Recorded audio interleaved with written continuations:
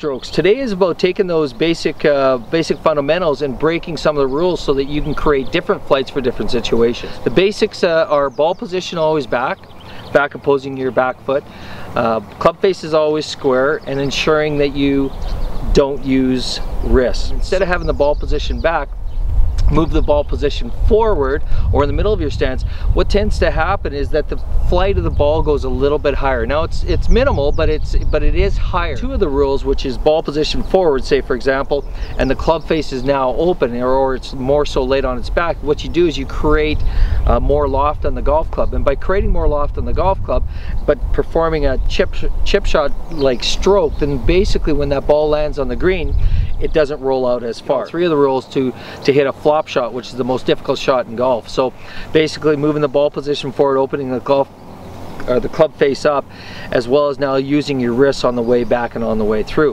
What ends up happening is that you can slide the golf club right underneath, and it can send the ball straight up in the air over top of a tree and stopping it dead in its tracks. Basic ball position for a chip shot is opposing your back foot, but there really are three ball positions: one back, two in the middle, and three forward.